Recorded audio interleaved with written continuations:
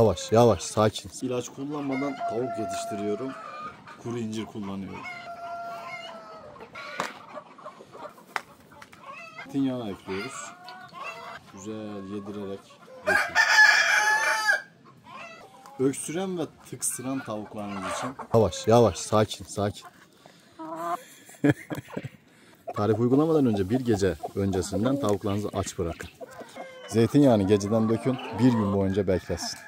Haftada bir kez 2 hafta boyunca uygulayabilirsiniz. Hayvanlarınız artık öksürüp tıksırmayacak. Kuru incir ve zeytinyağı ikilisi çok bilinmeyen ama etkili bir çözümdür.